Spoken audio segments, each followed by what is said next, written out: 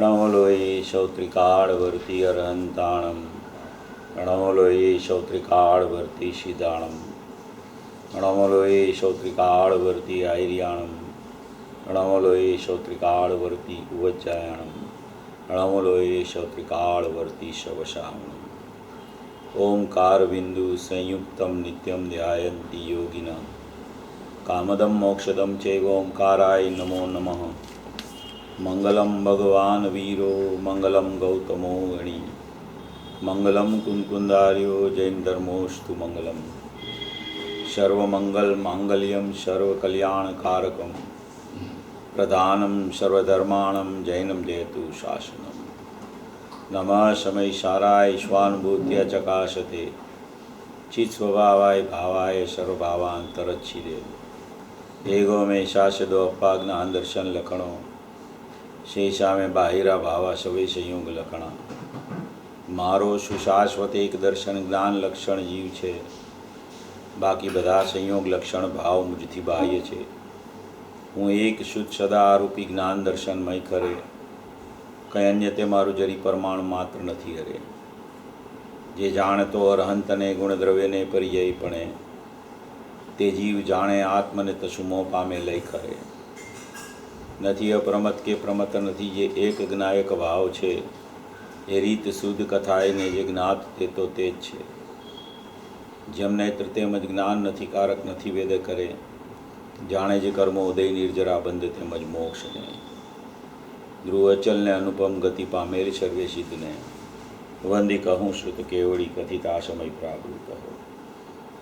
तु स्थाप निज ने मोक्ष पंथे ध्यानुभव तेह ने तेमाज नित्य विहार कर नहीं विहर पर द्रव्यो विषय। ओम श्री नमः शिदेभ्य नमः शिदेभ्य नमः शिदेभ्य। कुंतुन आचार्य देव द्वारा रचायेलू आ समयसारजी परमागम दृष्टि प्रधान शास्त्र है तेनी कर्ता कर्म अधिकार पर अपनी चर्चा चाले छे। कर्ता कर्म अधिकार 69 गाथा थी 144 गाथा सुधी घणो मोटो कर्ता कर्म अधिकार है। 76 गाथा है टोटल एमां एवा खूब उत्कृष्ट अधिकार पर अपनी चर्चा चाली रही है। आचार्य भगवाने आ कर्ता कर्म अधिकार नवतत्वનું स्वरूप तो घणा शास्त्रों में आवे पण आ कर्ता कर्म अधिकार स्पेशियल समयसार परमागम में लखेलो है।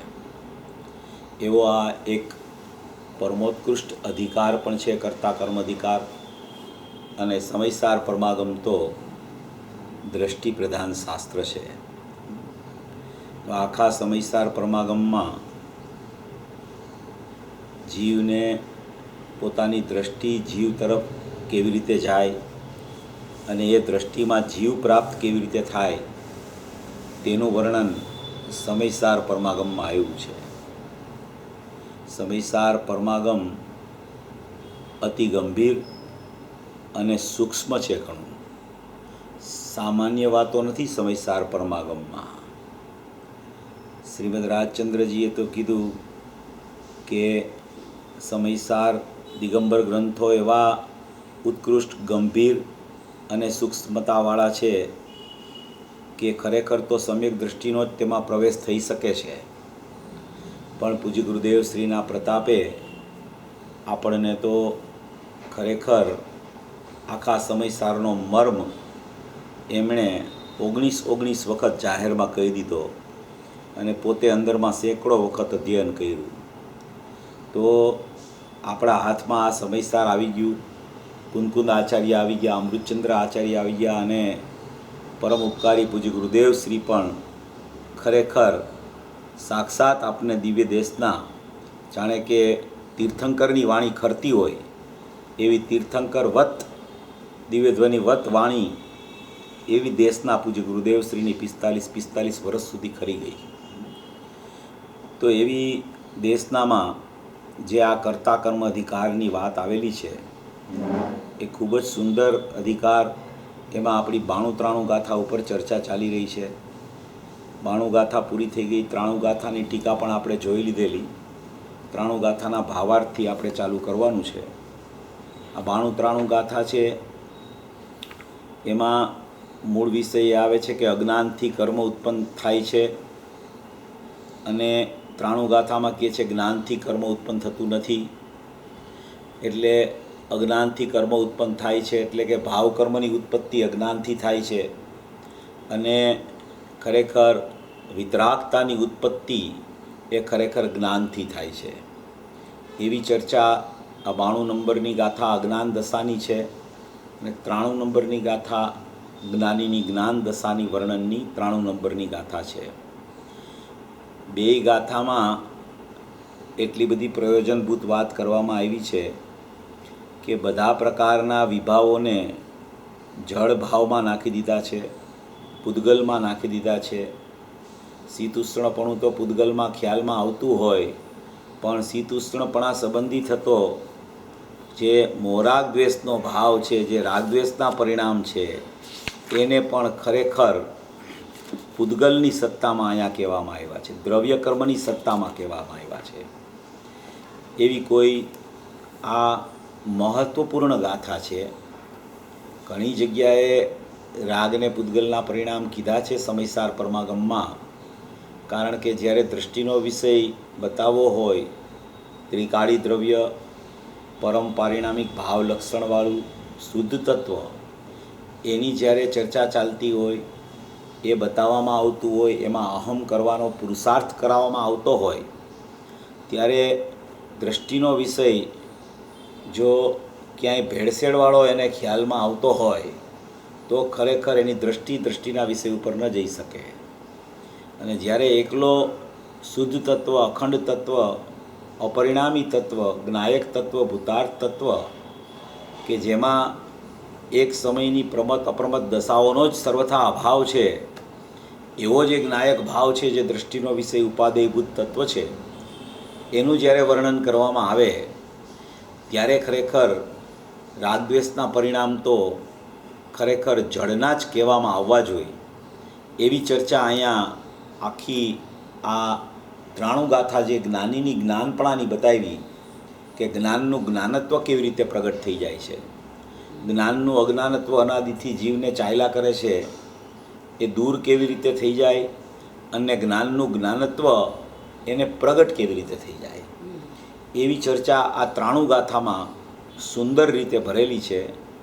આપણે ઘણી ચર્ચા એની થઈ ગઈ છે, પણ મુખ્ય વાત અહીંયા કહેવાનો આશય એમ છે કે એક નવકર્મની સત્તા હોય છે, એક દ્રવ્યકર્મની સત્તા હોય છે.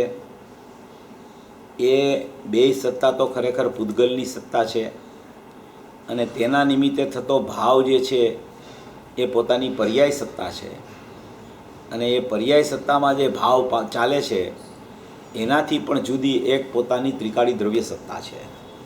એટલે આવી રીતે આ ગાથામાં આખું વર્ણન આવ્યું છે, અને એવી રીતે આખી નવકર્મ સત્તા, દ્રવ્યકર્મની સત્તા, પોતાના પરિણામની સત્તા અને અપરિણામીની સત્તા સિદ્ધ કરે, એમાં વચ્ચે પોતાના પરિણામને પોતાના અપરિણામી તત્વમાં એક જ્ઞાન ભાવ રહેલો છે. એ જ્ઞાન ભાવથી આખી અહીંયા ચર્ચા ઉપાડી છે કે કાં તો જીવ જ્ઞાનનું અજ્ઞાનત્વ કરી નાખે છે, અને કાં તો જીવ જ્ઞાનનું જ્ઞાનત્વ કરે છે.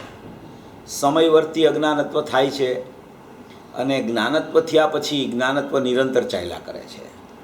અજ્ઞાનત્વ સમયવર્તી હોય છે, જ્ઞાનત્વ પણ પર્યાયની અપેક્ષાએ સમયવર્તી હોવા છતાં પરિણતિની અપેક્ષાએ એની નિરંતરતા હોય છે.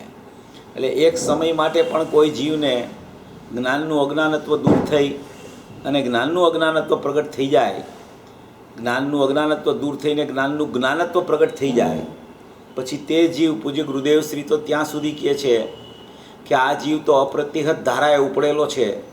હવે આ જીવ કોઈ પડવાનો નથી.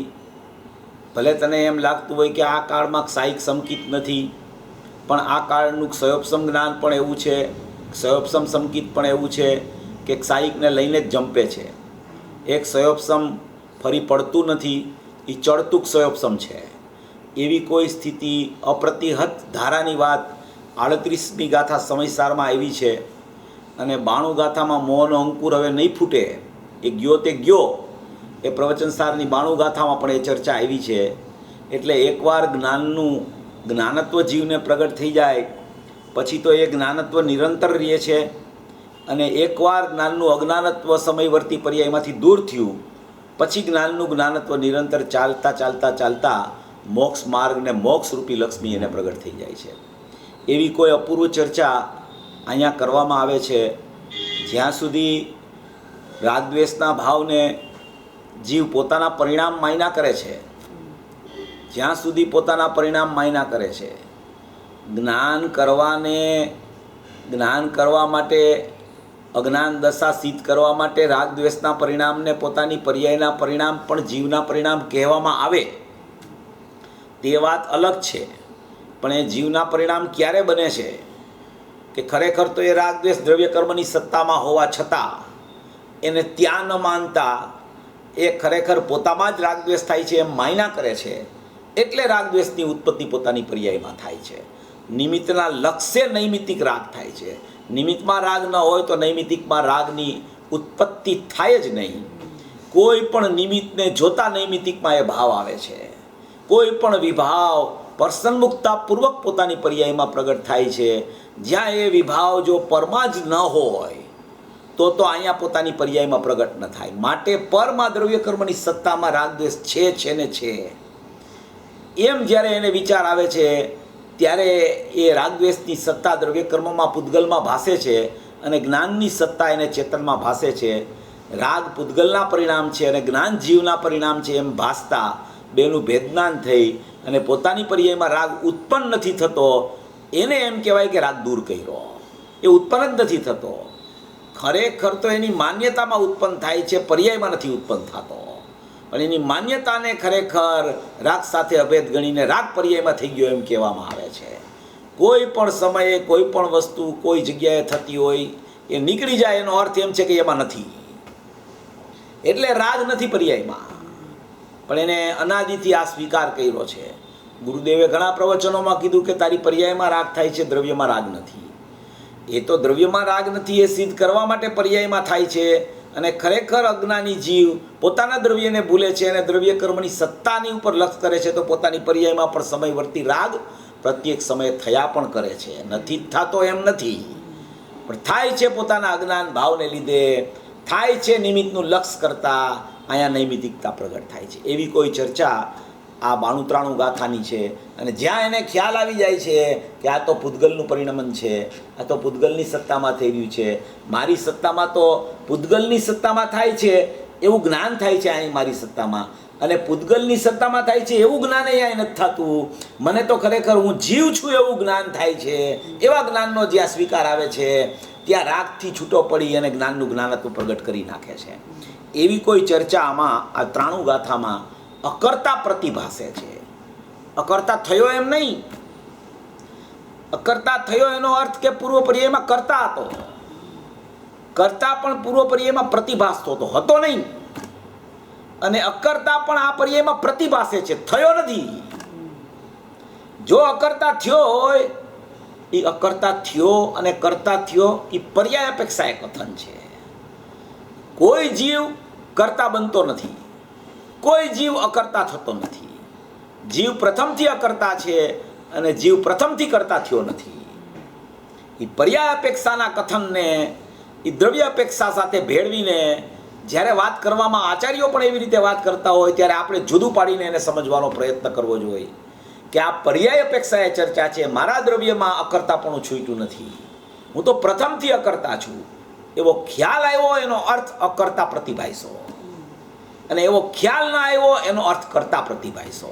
કરતા થતો નથી કે અકર્તા થતો નથી એવું આ સુંદર વર્ણન અહીંયા આ 93 નંબરની ગાથામાં અપૂર્વ વર્ણન કર્યું છે. જો એનો ભાવાર્થ છે, ભાવાર્થ આપણે જોઈ છીએ.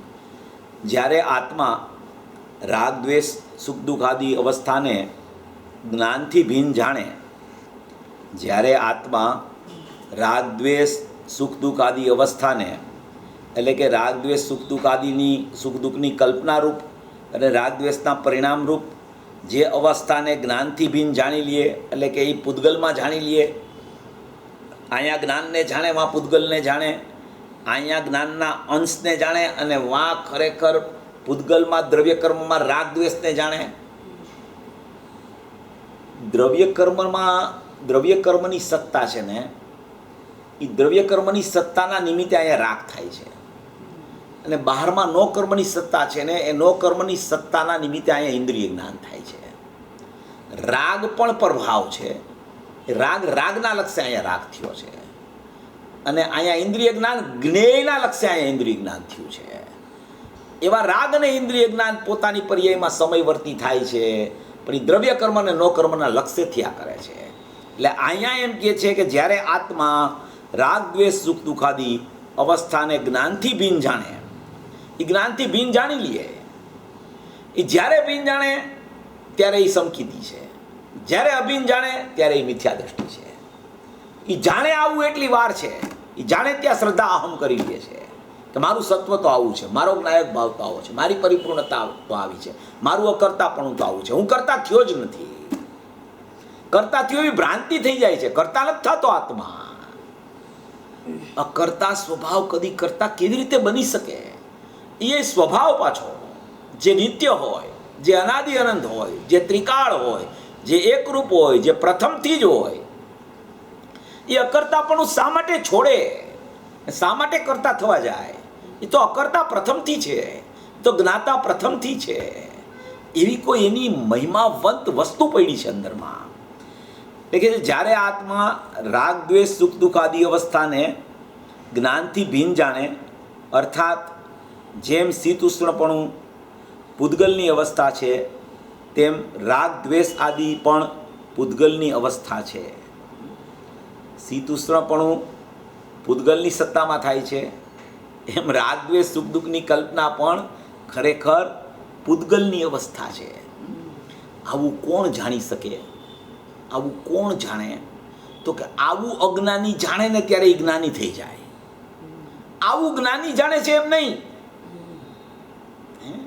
ઘણાને એમ હોય કે જ્ઞાની આવું જાણે અને અજ્ઞાની તો એમ જાણે કે રાગ દ્વેષ તો મારામાં થાય છે, મારી પર્યાયમાં થાય છે. મારી પર્યાયમાં થાય છે ને હું એને નકારી કેવી રીતે શકું? મારી પર્યાયમાં થતા હોય અને હું એમ કહું કે ના પૂતગલમાં થાય છે, તો કે એ તને ભ્રાંતિ થઈ ગઈ છે. તું આવો સ્વીકાર કરીશ ને કે તારી પર્યાયમાં હજી આવ્યા નથી, હજી રાગ દ્વેષ દ્રવ્ય કર્મની સત્તામાં પડ્યા છે, એમ તને સ્વીકાર આવશે ને ત્યાં અહીંયા જ્ઞાન ઉત્પન્ન થઈ જશે. એવું જ્ઞાન ઉત્પન્ન થશે કે રાગ દ્વેષ દ્રવ્ય કર્મની સત્તામાં છે અને જીવ મારી સત્તામાં છે, એવું જ્ઞાન ઉત્પન્ન થઈ જશે. ભેદ જ્ઞાન થઈ જશે. આ ભેદ જ્ઞાનનો માર્ગ છે. કોણ જાણી શકે એવું? તો કે વાસ્તવિકપણે તો જ્ઞાનીને જ્ઞાનપણું પ્રગટ થાય ત્યારે ખ્યાલમાં આવે, પણ એ ત્યારે ખ્યાલમાં આવે ત્યાર પહેલા, સમ્યક પ્રકારે ખ્યાલમાં આવ્યા પહેલા અજ્ઞાન દશામાં અજ્ઞાનીને ખ્યાલ આવી જાય કે આ અહીંયા દ્રવ્ય કર્મની સત્તામાં છે, મારી સત્તામાં જ્ઞાન છે. એવો ખ્યાલ આવે ને ત્યાં અહીંયા જ્ઞાનની ઉત્પત્તિ થઈ જાય છે અને રાગ ત્યાં એને ખરેખર એ દ્રવ્ય કર્મની સત્તામાં જ રહેલો છે. ખરેખર તો બધું સામાન્ય વર્ગણા થઈ જાય છે. અહીંયા જ્યાં ખરેખર જ્ઞાન દશા ઉત્પન્ન થાય છે ને ત્યારે ત્યાં દ્રવ્ય કર્મમાં પણ રાગ નથી હોતો, ત્યાંય રાગ નથી હોતો. ત્યાંય કર્મની નિર્જરા ચાલુ થઈ ગઈ છે, દ્રવ્ય કર્મની નિર્જરા. એવી સ્થિતિ છે. જ્યાં અહીંયા જ્ઞાનનું જ્ઞાનપણું પ્રગટ થયું ત્યાં રાગ ક્યાંય છે જ નહીં. કોઈ જગ્યાએ રાગ નથી, નથી જીવની સત્તામાં, નથી પૂતગલની સત્તામાં. અહીંયા કર્મ અકર્મ રૂપે પરિણમી જાય છે અને અહીંયા જ્ઞાન રૂપે પરિણમી જાય છે, જે અજ્ઞાન રૂપે હતું. એવી કોઈ મહિમાવંત વસ્તુ પડી છે અંદરમાં, આવી કોઈ સત્તા છે. આવી સત્તાનો સ્વીકાર જીવને નથી આવતો. જ્યાં સ્વીકાર આવે છે ત્યાં જ્ઞાનનું જ્ઞાનત્વ પ્રગટ થાય છે. જો કહે છે જ્યારે આત્મા રાગ દ્વેષ સુખ દુઃખાદી અવસ્થાને જ્ઞાનથી ભિન્ન જાણે, અર્થાત જેમ શીતોષ્ણપણું પૂતગલની અવસ્થા છે તેમ રાગ દ્વેષાદી પણ પૂતગલની અવસ્થા છે, એવું ભેદ જ્ઞાન થાય. શું થાય? એવું ભેદ જ્ઞાન થાય કે જ્ઞાન અને રાગની વચ્ચે બે વચ્ચે ભેદ છે. બે વચ્ચે ભેદ છે, બે અભેદ નથી, બે વચ્ચે ભેદ છે. એવું ભેદનું જ્ઞાન થઈ જાય. એને ભેદ જ્ઞાન એટલે શું? બે વસ્તુ વચ્ચે ભેદ જ્ઞાન હોય. કે રાગ દ્વેષ છે એ પૂતગલની સત્તામાં, દ્રવ્ય કર્મની સત્તામાં છે, અને મારી જીવની સત્તામાં જ્ઞાન છે. એવું જ્યાં એને ભેદ જ્ઞાન થઈ જાય, બેયના ભેદ છે, બેયની જુદાઈ છે, એવું ભેદનું અહીંયા જ્ઞાન થઈ જાય, ત્યારે પોતાને તે જ્ઞાતા જાણી લે. જ્ઞાતા જાણી લે એટલે શું? કે હવે એ ખરેખર કરતાપણું જે ભાસતું હતું એ અકર્તાપણું એને ભાસવા માંડ્યું, એટલે એ ખરેખર પોતે જ્ઞાતા થઈ ગયો. જ્ઞાતા એટલે કોનો જ્ઞાતા થયો? તો કે આત્માનો જ્ઞાતા થઈ ગયો. આત્મામાં અભેદપણે પરિણમી ગયો, આત્માનો જ્ઞાતા થઈ ગયો, કે રાગનો જ્ઞાતા થઈ ગયો, દ્રવ્ય કર્મની સત્તાનો જ્ઞાતા થઈ ગયો. હવે રાગનો કરતા નથી ભાસતો, હવે રાગનો જ્ઞાતા ભાસે છે. અરે એ તો કરતાપણું કયો કે જ્ઞાતાપણું કયો, બધું એકનું એક છે. રાગનો જ્ઞાતા એનો અર્થ કે રાગ તરફ એની વૃત્તિ છે, લક્ષ ત્યાં છે. એ તો જ્ઞાયકનો જ્ઞાતા થાય છે. એને એમ કહેવામાં આવે છે કે ત્યારે પોતાને જ્ઞાતા જાણે. પોતાને જ્ઞાતા જાણે એટલે કે જાણનાર જાણે. જો જ્ઞાતાનું સ્વરૂપ બહુ અગત્યનું છે સમજવું. જ્ઞાતા કોને કહેવાય? આત્મા, આત્માનું જ્ઞાન, અને એ આત્મા ને આત્માનું જ્ઞાન અભેદપણે પરિણમે ને એને જ્ઞાતા કહેવામાં આવે. જ્ઞાતાપણું શું છે? કે જ્યાં સુધી જ્ઞાન ને આત્મા જુદા રહીએ ને ત્યાં સુધી જ્ઞાતા નથી બની શકતો. ત્યાં સુધી એટલી ભેદરૂપી જુદાઈ જ્ઞાન ને આત્માની રહીએ, એવો ભેદ જ્યાં સુધી રહીએ ત્યાં સુધી એને કરતાપણું ભાઈસા કરે છે. એ જ્ઞાતા નથી બની શકતો. શા માટે? કે જેટલું જ્ઞાન જુદું રહીએ ને એટલું જ્ઞાન, એનો અર્થ કે એ જ્ઞાન પર સન્મુખ છે, કારણ કે એ આત્માથી જુદું છે. આત્માથી જુદું જ્ઞાન પડ્યું એટલે એની પર સન્મુખતા ચાલુ છે, રાગની સન્મુખતા ચાલુ છે, દ્રવ્ય કર્મની સન્મુખતા ચાલુ છે, અથવા તો નવ કર્મની સન્મુખતા ચાલુ છે. એક ભાવક ભાવ છે અને એક જ્ઞેયનો ભાવ છે. હમણાં આ 94-95 ગાથામાં એ ચર્ચા આવવાની છે. જે 36-37 ગાથામાં આવી એ જ હમણાં 94-95 ગાથામાં આવશે. ભાવકનો ભાવ ને જ્ઞેયનો ભાવ. ભાવકનો ભાવ સ્વીકાર પરિણામ અને જ્ઞેયનો ભાવ સોપાધિક પરિણામ. એ બધી ચર્ચા હમણાં આવશે. 94-95 ચાલુ થશે ને. એટલે કોઈ પણ સમયે જ્યાં સુધી જ્ઞાન જુદું રહે આત્માથી, એટલો ભેદ જ્ઞાનને આત્માનો થાય ને એટલે એ જ્ઞાન પર સન્મુખ થઈ ગયું. એટલે એ જ્ઞાનમાં કોઈને કોઈ ઉપાધિ આવી ગઈ અને એ જ્ઞાન આત્મા સાથે અભેદ થઈને પરિણમ્યું. અહીંયા લખ્યું છે કે જ્ઞાન આત્માથી અભિન્ન હોવાથી, રાગ પૂતગલથી અભિન્ન છે ને જ્ઞાન આત્માથી અભિન્ન છે. એ અભિન્ન જ્યાં એને ભાઈશું ત્યાં જ એ અભિન્નપણું જ્ઞાનને જ્ઞાયકનું છે એને જ્ઞાતા કહેવામાં આવે છે. એને જ્ઞાતા કહેવામાં આવે છે. એને કરતાપણું છૂટી ગયું ને અકર્તા સ્વભાવમાં આવ્યો પર્યાય અપેક્ષાએ એમ કહેવામાં આવે છે. એ જ્ઞાતા તો સ્વભાવથી ત્રિકાળી દ્રવ્ય સ્વભાવે છે. એ ત્રિકાળી દ્રવ્ય સ્વભાવ તો એનો જ્ઞાતા જ છે. એનું જ્ઞાતાપણું તો અનાદિથી ચાલુ વર્તે છે. પણ એ જ્ઞાતા હવે કરતાપણાની ભ્રમણા છૂટી અને અકર્તા થયો એટલે જ્ઞાતા થયો નવો. એ સમ્યક પ્રકારે જ્ઞાતા થયો. જ્ઞાનને જ્ઞાયકનું અભેદપણું જ્યાં ખ્યાલમાં આવ્યું ત્યાં જ્ઞાતા બની ગયો. એવો જ્ઞાતા જે બને છે ત્યારે પોતાને જ્ઞાતા જાણે અને રાગાદી રૂપ પૂતગલને જાણે. એમ થતાં રાગાદીનો કરતા આત્મા થતો નથી, જ્ઞાતા જ રહે છે. એટલે કે રાગાદીનો કરતા આત્મા થતો નથી એટલે જ્ઞાતા રહે છે. એનો અર્થ એમ છે કે એ આત્માનો જ્ઞાતા થતાં ખરેખર રાગાદી ભાવ ત્યાં ક્યાંય છે જ નહીં. એટલે રાગનો જ્ઞાતા થવાનો પ્રશ્ન જ નથી આવતો. કારણ કે દ્રવ્ય કર્મમાં પણ અત્યારે હવે રાગ નથી. જ્યારે અહીંયા જ્ઞાતાપણું આવે ને ત્યારે ત્યાં રાગ નથી હોતો. એટલે કોનો જ્ઞાતા થાય? તો કે જ્ઞાયકનો જ્ઞાતા. એ જ્ઞાયકના જ્ઞાતા સિવાય કોઈનો જ્ઞાતા થઈ શકતો જ નથી ખરેખર. એવી કોઈ આ 93 ગાથામાં ખૂબ અપૂર્વ ચર્ચા આવી છે. અપૂર્વ આશ્ચર્યકારી ચર્ચા. ઘણી જગ્યાએ રાગ દ્વેષના પરિણામને પૂતગલની સત્તા કીએ. 92-93 ગાથામાં જેટલી ચોખ્ખી પૂતગલના પરિણામ કીધા છે ને એટલા બીજે ક્યાંય દેખાતા નથી. અજીવ અધિકારમાં તો ઘણી જગ્યાએ આવ્યા રાગ દ્વેષ તે પૂતગલના પરિણામ. પણ અહીંયા એકદમ ચોખ્ખું કરી નાખ્યું છે કે રાગ દ્વેષ છે એ પૂતગલની સત્તા છે અને જ્ઞાન છે એ આત્માની સત્તા છે. એમ કરીને બે ભાગલા પાડીને આખી આ 92-93 ગાથાની ખૂબ અપૂર્વ ચર્ચા છે. એટલી બધી સુંદર ચર્ચા છે કે જો જીવને ખરેખર આ વાત ખ્યાલમાં આવી જાય ને તો એની એક વિચારથી એક એવું તો નક્કી એને થઈ જાય, એક વિચારમાં નક્કી કરે છે પહેલાં. પૂજ્ય ગુરુદેવ શ્રીના બોલ આવે છે ને કે હું પરમાત્મા છું એમ નક્કી કર, હું પરમાત્મા છું એમ નિર્ણય કર, અને હું પરમાત્મા છું એમ અનુભવ કર. આવી 3 વાત પૂજ્ય ગુરુદેવ શ્રી વારંવાર ફરમાવતા હતા. તો એ ત્રણેય બોલનો મર્મ શું છે કે પહેલામાં પહેલાં નક્કી થાય છે. એ નક્કી શું થાય છે? હું પરમાત્મા છું એમ નક્કી કરી ક્યારે થાય છે નક્કી? એ ક્યારે એવું પરમાત્મા છું એવું નક્કી થાય કે વિચાર દશામાં ક્યારે એવો વિચાર ચાલુ થાય કે હું પરમાત્મા જ છું, હું તો જ્ઞાયક ભાવ જ છું, હું તો પરિપૂર્ણ જ છું, હું તો જ્ઞાતા દ્રષ્ટા સ્વભાવી અપરિણામી તત્વ છું? એવું નક્કી કેવી રીતે થાય? એવું નક્કી ક્યારે થાય? કે જ્યારે કોઈ પણ પર્યાયના ભાવ ચાલતા હોય બહિર્લક્ષી, ત્યાંથી એનું જ્ઞાન પહેલાં વ્યાવૃત થવું જોઈએ. ત્યારે એ વિચાર દશામાં એવું નક્કી થાય છે. એ નક્કી જે થાય છે વિચાર દશામાં, એ નક્કી કરવું એ શ્રદ્ધા અપેક્ષા એ વાત છે. નક્કી કરે પહેલાં નક્કી કરે કે ભાઈ હું આવો જ ચૈતન્ય પરિપૂર્ણ પરમાત્મા છું, હું આવો જ જ્ઞાતા દ્રષ્ટા સ્વભાવી આત્મા છું. તો કે અત્યારે તો મોહરાગ દ્વેષ ચાલે છે, પરલક્ષી પરિણામ છે, શરીરની અવસ્થા ચાલુ છે, બાહ્ય પરલક્ષી ભાવ ચાલે છે, તો એ સમયે હું પરમાત્મા છું. એ સમયે સમય ભેદ નથી એમાં, એ સમયે હું દ્રવ્ય પરમાત્મા છું એમ નક્કી કરે છે પહેલાં. એ વિચારથી નક્કી કરે છે. એ વિચારથી નક્કી કરતાં કરતાં કરતાં કરતાં કરતાં એ આગળ જાય છે. ત્યાં જ એક પ્રકારનો એને સવિકલ્પ નિર્ણય ચાલુ થાય છે. સવિકલ્પ નિર્ણય વિચારથી નક્કી કરે છે ને. એ નક્કી કર્યું કે હું પરમાત્મા છું, હું પરમાત્મા છું, હું પરમાત્મા છું, હું મોહી રાગી દ્વેષી નથી, એક સમયના પરિણમનવાળો હું નથી, હું તો અપરિણામી તત્વ છું. એમ નક્કી કર્યું પહેલાં એણે કે હું પરમાત્મા જ છું.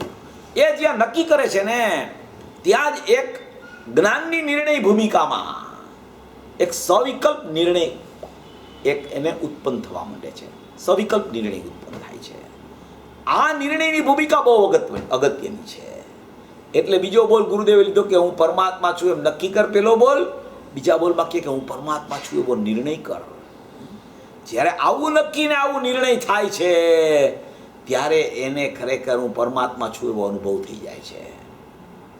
પહેલામાં પહેલું આ નક્કી કરવાનું છે કે હું પરમાત્મા જ છું, હું ખરેખર બીજું કાંઈ છું જ નહીં, હું વસ્તુ માત્ર છું. એવો જ્યાં સુધી એને અંદરથી હકાર ન આવે ત્યાં સુધી જ્ઞાનના પરિણામ જ્ઞાનરૂપ ન ભાસે, જ્ઞાનના પરિણામ અજ્ઞાનરૂપ ભાસે, અને ખરેખર તો જ્ઞાનના પરિણામ જ ન ભાસે, એકલો જ્ઞાયક જ ભાસે. એનું નામ જ ખરેખર હું પરમાત્મા છું એમ એણે નક્કી કર્યું છે. ગુરુદેવ 11મી ગાથા લે ને, 11મી ગાથા ત્યારે બધાએ સાંભળ્યું હોય, પણ 11મી ગાથામાં એમ કહે કે પર્યાયને ગૌણ કરીને અભૂતાર્થ કરવી. દ્રવ્યમાં પર્યાય નથી એટલે પર્યાયને ગૌણ કરીને અભૂતાર્થ કેવી, એ તો બધાએ સાંભળ્યું હોય. પછી ઘણી જગ્યાએ એમ કે પર્યાય દ્રવ્યમાં છે જ નહીં એટલે અભૂતાર્થ જ છે એમ કહેવું, એમે કહે. પછી એનો અર્થ એમ કર્યો નિયમસારની 187 ગાથામાં કે પર્યાય જ નથી દ્રવ્યમાં, ગૌણ કરીને અભૂતાર્થ કેવી એનો અર્થ શું છે કે છે જ નહીં દ્રવ્યમાં પર્યાય. એનું નામ ગૌણ કરીને અભૂતાર્થ કેવી એમ છે. ગૌણ કરીને કેવી એટલે ક્યાંક દ્રવ્યના અંદરના ત્રિકાળી દ્રવ્યના ખૂણે ખાચરે ક્યાંક પર્યાય પડી છે અને એને ત્યાં ગૌણ કરવાની છે ત્યારે દ્રવ્ય ઉર્ધ્વ થાય છે. તો કે એવું બિલકુલ નથી. ત્રિકાળી દ્રવ્યમાં કોઈ પર્યાયો નથી, શુદ્ધ કે અશુદ્ધ કોઈ પર્યાયો છે જ નહીં. તો કે ભલે પર્યાય ત્રિકાળી દ્રવ્યમાં નથી, પર્યાયમાં તો પર્યાય છે ને. ત્રિકાળી દ્રવ્યમાં તો પર્યાય નથી જ, એ તો અમે માની લીધું. પણ પર્યાયમાં તો પર્યાય છે ને, પર્યાયમાં તો પર્યાય છે ને, પર્યાયમાં તો પર્યાય છે ને. તો ગુરુદેવે હમણાં એક અર્થ કર્યો એવો કે ત્રિકાળી દ્રવ્યમાં તો પર્યાય છે જ નહીં, પણ પર્યાયમાંય પર્યાય નથી. શું કીધું? ત્રિકાળી દ્રવ્યમાં તો પર્યાય છે જ નહીં, એ તો પ્રશ્ન જ નથી. પણ ત્રિકાળી દ્રવ્યમાં પર્યાય નથી એમ તને કીધું એટલે તું ચોંટી ગયો કે પર્યાયમાં પર્યાય છે, પર્યાયમાં પર્યાય છે, પર્યાયમાં પર્યાય છે, પર્યાયમાં પર્યાય છે. જ્ઞાન કરવાના બાના નીચે પણ પર્યાયમાં પર્યાય છે એમ તું ત્યાં ચોંટી ગયો. તો ગુરુદેવે એમ કીધું કે ત્રિકાળી દ્રવ્યમાં તો પર્યાય છે જ નહીં, પણ પર્યાયમાં પણ પર્યાય નથી એમ તારે વિચાર કરવાનો છે. તો કે એ કેવી રીતે કરવું નક્કી? પર્યાયમાંય પર્યાય નથી, દ્રવ્યમાં પર્યાય નથી, એ તો અમે સાંભળ્યું હતું, પણ આ નવી વાત ક્યાંથી આવી? દ્રવ્યમાં પર્યાય નથી એ તો દ્રષ્ટિનો વિષય અમને ખબર છે, અને અમને ખ્યાલ છે, પણ હવે એ દ્રવ્યમાં પર્યાય નથી. એટલે અમે તો એમ વિચારતા હતા કે દ્રવ્યમાં પર્યાય નથી, પણ પર્યાયમાં પર્યાય છે. તો કે પર્યાયમાં પર્યાય છે એનો અર્થ એમ છે કે હજી તારું લક્ષ પર્યાય ઉપરથી છૂટ્યું નથી. પેલો અર્થ તો એ છે. પૂજ્ય ભાઈ કહેતા હતા કાયમ, લાલચંદભાઈ કાયમ કહેતા હતા કે પર્યાયને હેયપણે પણ ન જાણવી, પર્યાયને ઉપાદેયપણે તો જાણવી જ નહીં, પણ પર્યાયને હેયપણે પણ ન જાણવી, અને પર્યાયને જ્ઞેયપણે પણ ન જાણવી. કે પર્યાય છે તો કરીને, પર્યાય છે તો કરીને, પર્યાય છે તો કરીને, એમ જ્ઞેયપણે એને જાણ્યા કરે છે. ગુરુદેવે કીધું હમણાં કે પર્યાયને ઉપાદેયપણે તો ન જાણવી, પર્યાયને હેયપણે ન જાણવી, ને પર્યાયને જ્ઞેયપણે ન જાણવી. એનો અર્થ પર્યાયમાં પર્યાય છે એમ પણ નથી. જો પર્યાયમાં પર્યાય છે એમ પણ તને રહ્યું તો ખરેખર તારી પર્યાય દ્રષ્ટિ નહીં છૂટે. તું જ્ઞાન કરવાના બાના નીચે પણ પર્યાય દ્રષ્ટિ છોડી શકતો નથી. એટલે એને એમ કીધું કે પર્યાયમાંય પર્યાય નથી. દ્રવ્યમાં તો પર્યાય છે જ નહીં, પર્યાયમાં પર્યાય નથી. પછી એનો અર્થ કરતા કરતા ગુરુદેવ એમ બોલ્યા કે સમ્યક દર્શન જ્યારે પ્રગટ થાય, જ્યારે સમ્યક દર્શનની પ્રાપ્તિ થઈ જીવને, ત્યારે ક્યાં પર્યાય છે? એ તો આત્મા છે. પર્યાય ક્યાં હતી? અહીંયા છે જ નહીં પર્યાય. તો કે અભૂતાર છે ને, ગૌણ કરીને અભૂતાર છે, તો કે છે જ નહીં. આમ તું જ્યારે વિચારમાં લઈશ ને ત્યારે દ્રવ્ય દ્રષ્ટિ થશે. ત્યાર પહેલા દ્રવ્ય દ્રષ્ટિ નહીં થાય. તને હોય બધી ચર્ચા ગાથામાં આવતી હોય, જ્ઞાન કરવાના બાના નીચે ચર્ચા આવે, પર્યાયમાં અનુભવ થાય એની ચર્ચા આવે, સ્વસંવેદનની ચર્ચા આવે, બધું છે. ગુરુદેવને કાંઈ એમ કહેવાનો આશય એમ નથી કે પર્યાય છે જ નહીં. એ કાંઈ વેદાંતની જેમ વાત નથી કરવા માંગતા.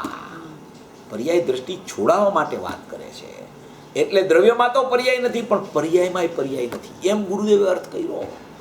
આવા ઘણા અર્થો ગુરુદેવના જૂના પ્રવચનોમાં પણ આવતા હોય છે. આવી એવી બી ઉત્કૃષ્ટ વાતો ગુરુદેવ કરી ગયા છે. 45 વર્ષ સુધી અવિરત ધોધ વરસાયો છે, અવિરત ધોધ. એમાં આવો કર્તા કર્મ અધિકાર જ્યારે એની સામે આવે ત્યારે અજ્ઞાન ઊભું કેવી રીતે રહીએ? અજ્ઞાન ઊભું જ ન રહીએ. જેને હું પરમાત્મા છું એમ નક્કી થઈ ગયું, અને નક્કી થતા હવે તું પરમાત્મા છું એવો નિર્ણય થઈ ગયો કે મારું દ્રવ્ય છે કુટસ્થ ધ્રુવ અનાદિ અનંત એકરૂપ જ્ઞાયક ભાવ. એ તો ખરેખર એવું ને એવું છે અનાદિથી. એ તો પરમાત્મા પણ છે, એમાં આખો પરમાત્મા છે. આ બધું થાય છે એ થવા પણ કાંઈ છે જ નહીં મારામાં. હું તો હોવા પણ રહેલો છું. તો કે એવું જ્ઞાને ન કરવું કે મિથ્યાત્વ છે ને રાગ દ્વેષ છે ને, તો કે એ બધું થવાપણું છે. થવાપણું સામે જોઈને તે હોવાપણાને ખરેખર અનાદિથી તું ચૂકી ગયો છો. અનાદિથી એની દ્રષ્ટિ છોડીને તું થવાપણાની દ્રષ્ટિએ લાગી ગયો છો. બધું થવાયોગ થાય છે, બધું થવાયોગ થાય છે. કોઈ વસ્તુ ન થવાની હોય અને થઈ જાય એવો બનાવ 3 કાળમાં ક્યારેય બનતો નથી. એટલે હું પરમાત્મા છું એમ નક્કી કર, હું પરમાત્મા છું એમ નિર્ણય કર, હું પરમાત્મા છું એવો અનુભવ કર. એનું નામ ખરેખર એ જેને ખ્યાલમાં આવે છે એ ખરેખર ગુરુદેવને સમજો છે. બીજા જીવો સમજવાનો પ્રયત્ન કરી રહ્યા છે. સમજણમાં ક્યારે આવે કે જ્યારે એને આ ભાગલા પડી જાય કે રાગ દ્વેષ તો પૂતગલની સત્તામાં છે અને જ્ઞાન આત્માની સત્તામાં છે, અને એવા જ્ઞાનમાં આત્મા જ રહેલો છે. એવો પરમાત્મા મારા જ્ઞાનમાં વિદ્યમાન છે, મારી શ્રદ્ધામાં વિદ્યમાન છે, અને મારા ચારિત્રમાં પણ એવો પરમાત્મા વિદ્યમાન છે.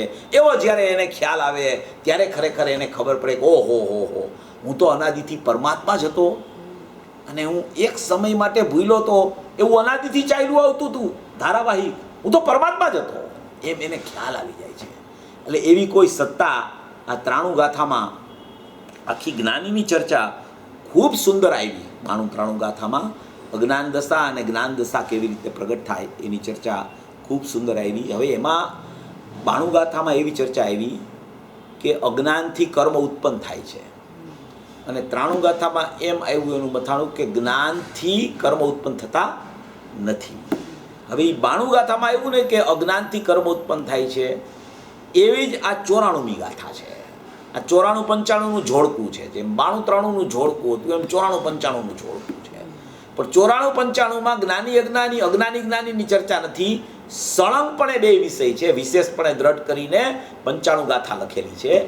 એવી આ 94 ગાથામાં પણ ખરેખર અજ્ઞાનથી કર્મ ઉત્પન્ન થાય છે, ભાવ કર્મ ઉત્પન્ન થાય છે એમ લખ્યું હતું 92 ગાથામાં. તો અહીંયા શિષ્ય એવો પ્રશ્ન કરે છે કે અજ્ઞાનથી કર્મ કેવી રીતે ઉત્પન્ન થાય છે? ત્યાં એમ લખ્યું હતું કે અજ્ઞાનથી કર્મ ઉત્પન્ન થાય છે, અજ્ઞાનથી ભાવ કર્મની ઉત્પત્તિ થાય છે. તો અહીંયા હવે 94 ગાથામાં આચાર્ય ભગવાને 92 ગાથામાં અજ્ઞાનથી કર્મ ઉત્પન્ન થાય છે એમ કીધું, 93 ગાથામાં જ્ઞાનથી કર્મ ઉત્પન્ન થતી નથી એમ કીધું. તો શિષ્યને પાછો પ્રશ્ન ઉઠ્યો કે ભાઈ અજ્ઞાનથી કર્મ ઉત્પન્ન થાય છે એમ તમે કહો છો, તો અજ્ઞાનથી કર્મ કેવી રીતે ઉત્પન્ન થાય, એ કેવી રીતે ઉત્પન્ન થાય છે એવો પ્રશ્ન ઉઠાવ્યો. શ્રોતા પ્રશ્ન ઉઠાવે છે. આવા આખું આ સમયસાર પ્રશ્ન ઉત્તર રૂપે લખાયેલું છે. આ નાટક કહેવાય આને, નાટક. નાટકમાં જેમ કોઈ એક વ્યક્તિ હોય ને, જુદા જુદા સ્વાંગ કરતી કરતી આવ્યા જ કરે. ઘડીક થાય ત્યાં એક સ્વાંગ, ઘડીક થાય ત્યાં બીજો સ્વાંગ, ઘડીક થાય ત્યાં ત્રીજો સ્વાંગ. એનો સ્વાંગ ફેર્યા કરે અને સ્વભાવ એવો ને એવો રહે. વ્યક્તિ તેને તે છે, એનો સ્વાંગ ફેર્યા કરે છે, એમાં સ્વાંગ ફેર્યા કરે છે. જીવ તેનો તે, તેનો તે, તેનો તે, તેનો તે, તેનો તે, તેનો તે, તેનો તે. ઘડીક થાય ત્યાં અજીવની ભ્રાંતિ થાય, ઘડીક થાય ત્યાં કર્તા કર્મની ભ્રાંતિ થાય, ઘડીક થાય ત્યાં આશ્રવ ભાવ હું છું એવી ભ્રાંતિ થાય, ઘડીક થાય ત્યાં શુભાશુભ ભાવને પોતાનું માયના કરે એવી ભ્રાંતિ થાય. અને એ ભ્રાંતિ છૂટે તો એને સંવર પ્રગટ થાય. એ પણ સ્વાંગ. નિર્જરા પણ સ્વાંગ, મોક્ષ પણ સ્વાંગ. આ બધું સ્વાંગ છે. અને સ્વાંગ જ્યારે છે ત્યારે સ્વભાવ એવો ને એવો છે. સ્વાંગ પલટા કરે છે. સ્વભાવ એવો ને એવો, એવો ને એવો, એવો ને એવો, અનાદિથી એકરૂપ સ્વભાવ બચી ગયો છે અને સ્વાંગમાં પલટો આવ્યા કરે છે. કર્તા કર્મનો સ્વાંગ છે ને અત્યારે, આ કર્તા કર્મ અધિકારમાં શું છે? કર્તા કર્મનો સ્વાંગ ચાલે છે. એને એવી ભ્રાંતિ ચાલે છે કે હું કરતા અને રાગાદી ભાવ મારું કર્મ. એ કર્તા કર્મનો સ્વાંગ છે. એ 92 ગાથામાં કર્તા કર્મની સિદ્ધિ કરે છે અને આ 94 ગાથામાં અહીંયા કર્તા કર્મની વાત હતી, અહીંયા ભોગતા ભોગ્યની વાત છે. અહીંયા કર્તા કર્મની ચર્ચા હતી. અજ્ઞાનથી કર્મ ઉત્પન્ન થાય છે. પછી 93માં આવ્યું કે જ્ઞાનથી કર્મ ઉત્પન્ન થતું નથી, એટલે જ્ઞાની થઈ ગયો. હવે પાછો શિષ્ય પ્રશ્ન ઉઠાવે છે કે અજ્ઞાનથી કર્મ કેવી રીતે ઉત્પન્ન થાય છે? તો અહીંયા ભાવ્ય ભાવક ભાવની વાત છે. અહીંયા ભોગતાપણાની ચર્ચા આવશે. કરતાપણાની ચર્ચા હતી, અહીંયા ભોગતાપણાની ચર્ચા આવે છે. બધું એક સરખું નથી હોતું. આચાર્ય ભગવાને લખ્યું હોય એમાં ભિન્ન ભિન્ન વાતો હોય છે. આપણે એને ગાથા પહેલાં વાંચીએ ને વ્યવસ્થિત. ઘણા લોકો તો મૂળ ગાથા વાંચતા જ નથી, ખાલી પ્રવચન જ સાંભળતા હોય છે ગુરુદેવના. અરે ભાઈ, ગુરુદેવના પ્રવચનો તો બરાબર સાંભળવા, જરૂર સાંભળવા. રોજ 5 કલાક સાંભળો એ સારામાં સારું છે. પણ ગુરુદેવ જે ગાથામાંથી જે એનો અર્થ કરીને સમજાવે છે, એ મૂળ ગાથા જ તમે ન વાંચો તો તમને એનો અર્થમાં કયા વિષયનું આ સ્પષ્ટીકરણ ચાલે છે એ જ ખ્યાલ ના આવે. એટલે ગુરુદેવ બધાની સામે શાસ્ત્રો રખાવતા હતા, પહેલેથી જ સામે રખાવતા હતા. હવે અક્ષરસ પ્રવચન આવી ગયા ને એટલે લોકો તો ગાથા તો લખી હોય આગળ અક્ષરસ પ્રવચનમાં, પણ એ ગાથાનું પાનું તો ફેરવી જ નાખે, પ્રવચનનું પાનું જ સીધું રાખે સામે. પ્રવચન ચાલુ થાય એટલે પ્રવચન વાંચે. અરે પહેલા ગાથા વાંચવી જોઈએ. ગાથામાં શું કહેવા માંગે છે આચાર્ય ભગવાન? તારા જ્ઞાનને થોડી કસરત તો કરાવ કે આચાર્ય ભગવાન કંઈક કહેવા માંગે છે એની યારે મારું જ્ઞાન મળે છે કે નહીં. આચાર્યએ લખેલું શાસ્ત્ર, 3 કસાયના અભાવપૂર્વકના પ્રચુર સ્વસંવેદનના ધણી એવા આચાર્યોએ લખેલા શાસ્ત્રો, એ સાક્ષાત શાસ્ત્રો આપણી પાસે આવી ગયા. કુંદકુંદ આચાર્ય ગયા વિદેહમાં, એ વાણી લઈ આવ્યા, શાસ્ત્રોની રચના કરીને ગુરુદેવે ત્યાં હતા ને ગુરુદેવે આ ખોયલા એ શાસ્ત્રો. તો શાસ્ત્રમાં પેલા આચાર્ય ભગવાનને શું કેવું છે એ ખ્યાલ ન હોય તો એને એમ લાગે બધું એક સરખું જ છે, આમાં કાંઈ જુદા આમાં છે નહીં. બધી ગાથામાં કાંઈક ને કાંઈક વિષય સિદ્ધ કરવો હોય છે. બધી ગાથામાં કાંઈક ને કાંઈક નવીનતાવાળી ગાથાઓ હોય છે, એક સરખી ગાથાઓ નથી હોતી. તો તો થોડોક ખ્યાલ આવી જાય ને એટલે એને એમ થાય કે ભાઈ હું તો જ્ઞાયક જ છું અને આ પરિણામ તો મારા છે જ નહીં. પછી હવે આ પરિણામ આટલા બધા મારે આટલા બધા ઊંડાણપૂર્વક વિચારવાનું આચાર્ય ભગવાને આટલું બધું કેમ લખ્યું હશે? હવે તું વિચાર કર કે આચાર્ય ભગવાન 3 કસાઈના અભાવપૂર્વકના પ્રચુર સ્વસંવેદનના ધણી છે.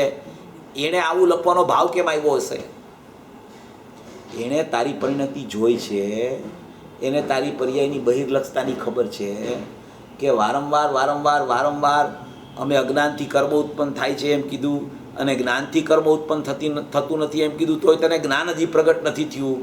એટલે એ એમ બતાવે છે કે એ અજ્ઞાનથી કર્મ કેવી રીતે ઉત્પન્ન થાય છે એનો ખુલાસો કરે છે. એ કેવી રીતે કર્મ ઉત્પન્ન થઈ ગયું અજ્ઞાનથી ખબર પડશે તો પણ વયું જશે તારું અજ્ઞાન. તો પણ તને હવે કર્મ ઉત્પન્ન કેવી રીતે થયું એ ખબર પડી તો ચાલ્યું જશે.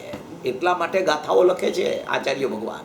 એમને એમ ગાથાઓ નથી લખતા, એની પાસે સમય નથી એવો. એ તો નિર્વિકલ્પ ધ્યાનમાં જામેલા હોય છે. એ નિર્વિકલ્પ ધ્યાનની એવી સ્થિતિ હોય છે એની કે વારંવાર વારંવાર વારંવાર નિર્વિકલ્પ ધ્યાન આવી જાય છે. શાસ્ત્રની રચના કરતાં કરતાં હજારો વાર નિર્વિકલ્પ ધ્યાન આવી જાય છે. રચના થંભતી નથી અને નિર્વિકલ્પ ધ્યાન ચાલ્યા કરે છે. એવી કોઈ સ્થિતિમાં આ શાસ્ત્રોની રચના થઈ અને એવા શાસ્ત્રો રચાણા અને એવું સ્વરૂપ આચાર્યો કહી ગયા છે કે એ આચાર્યોના શાસ્ત્રો પણ જો જીવ ખરેખર વાંચે નહીં મૂળ ગાથા તો એને ખરેખર ગુરુદેવે શું કહેવા માગે છે ને એ ખબર નહીં પડે. એટલે પહેલાં ગાથા વાંચવી, ગાથા વાંચી અને પછી ગુરુદેવનું પ્રવચન ચાલુ કરવું તો મૂળ ભાવ એનો ગુરુદેવને શું કહેવો છે એ ખબર પડશે, નહીંતર એ ખ્યાલ નહીં આવે. જો અહીંયા 94 ગાથાની ચર્ચા આપણે શરૂ કરીએ છીએ, જો 94 ગાથા છે એમાં કહે છે કથમ જ્ઞાનાત કર્મ પ્રભવતી ચેત તીવી હોય શુભ ઓગો અપવિયપમ કરે દીકો અયમ અહમ કત્તા તશુભ ઓગસ ઓદિશો અતભાવસ હું ક્રોધ એમ વિકલ્પ એ ઉપયોગ 3 વિધ આચરે ત્યાં જીવ એ ઉપયોગ રૂપ જીવ ભાવનો કરતા બને. જો અહીંયા શું કહેવા માગે છે? હવે પૂછે છે કે અજ્ઞાનથી કર્મ કઈ રીતે ઉત્પન્ન થાય છે. અજ્ઞાનથી કર્મ કઈ રીતે ઉત્પન્ન થાય છે? આપણે 93 ગાથામાં મીઠાઈ ખાઈ લીધી હોય ને પછી આ બધી છે ને આ ફરસાણ ખાવાની વાત આવે છે. એ ફરસાણ શું કામ ખાવું? તો કે એ ફરસાણ એટલે ખાવું કે મોઢું બહુ ગળ્યું થઈ ગયું હોય ને તો ફરસાણ ખાવ ને એકાદું, પછી વધારે પાછું ગળ્યું મીઠું કરવા માટે, મોઢું વધારે ગળ્યું કરવા માટે છે ને ફરસાણ ખાવામાં આવે છે. એટલે અહીંયા છે ને આ ગાથા આવીને ત્યારે એમ ન સમજવું કે હવે આ તો અજ્ઞાનની ગાથા છે, અજ્ઞાન કેવી રીતે ઉત્પન્ન થાય છે એ કાંઈ હવે આપણે થોડો વિચાર કરવાનો હોય. અજ્ઞાન છે, અરે ભાઈ તને આચાર્ય ભગવાન એટલે જ સમજાવે છે કે અજ્ઞાન કેવી રીતે ઉત્પન્ન થઈ ગયું તારામાં. તો એ વિચાર કર્યો છે ક્યારે કે અજ્ઞાન કેમ ઉત્પન્ન થઈ ગયું? એ વિચાર કરીશ ને તો પણ તને છે ને અજ્ઞાનથી તું દૂર થઈ જઈશ ને જ્ઞાન પ્રગટ થઈ જશે. એટલા માટે ગાથાઓ લખે છે. જો એ પૂછે છે કે હું ક્રોધ એમ વિકલ્પ, હું ક્રોધ છું એવો વિકલ્પ, હું ક્રોધ રૂપ નથી થઈ ગયો, ક્રોધ હું છું એવો વિકલ્પ આવે છે. હું ક્રોધ છું એવો વિકલ્પ, એ ઉપયોગમાં એવો વિકલ્પ થયો કે હું ક્રોધ છું એવો વિકલ્પ આવ્યો. ક્રોધમાં ઉપયોગમાં પણ ઉપયોગમાં વિકલ્પ. હું ક્રોધ છું એવો વિકલ્પ, એમ વિકલ્પ એ ઉપયોગ 3 વિધ આચરે. ઉપયોગ 3 વિધ આચરે એટલે આમાં દર્શન જ્ઞાન ને ચારિત્ર ત્રણેય ઉતારશે કે ત્રણેય પ્રકારનું પરિણમન છે. એ ખરેખર જ્યાં સુધી પોતાના સ્વભાવને ઓળખતો નથી ત્યાં સુધી જ્ઞાનનું ને દર્શનનું ને ચારિત્રનું પરિણમન એ મોહરાગ દ્વેષરૂપી ચાલ્યા કરે છે. એમ અહીંયા ગાથાનો અર્થ કરશે હમણાં આચાર્ય ભગવાન. હું ક્રોધ એમ વિકલ્પ એ ઉપયોગ 3 વિધ આચરે ત્યાં જીવ એ ઉપયોગરૂપ જીવ ભાવનો કરતા બને. જો શું કહેવા માગે છે? ક્રોધનો કરતા બને એમ નથી કહેતા, સમજવા જેવી વાત છે બહુ. હું ક્રોધ છું એવો વિકલ્પ થાય છે જીવને. ક્રોધ, માન, માયા, લોભ, 4 પ્રકાર આવે કસાયના. 4 પ્રકાર કસાયના: અનંતાનુબદ્ધ, પ્રત્યાખ્યાન અને સંજ્વલન. એ એક કસાયના 4 ભેદ: ક્રોધ, માન, માયા, લોભ. ક્રોધ માનને કહેવાય દ્વેષ અને માયા લોભને કહેવાય રાગ. તો કહે છે કે હું ક્રોધ એમ ઉપયોગ, એમ વિકલ્પ. હું ક્રોધ એવો વિકલ્પ, ક્રોધ એવો વિકલ્પ થયો આયા. હું ક્રોધ એ વિકલ્પ, એ ઉપયોગ એટલે કે જ્ઞાન એવો ઉપયોગ 3 વિધ આચરે. એટલે કે દર્શનનો ઉપયોગ, જ્ઞાનનો ઉપયોગ, ચારિત્રનો પર્યાય, એ પણ ખરેખર ક્રોધરૂપ થઈ ગયો હોય એમ એનું આચરણ થઈ જાય છે.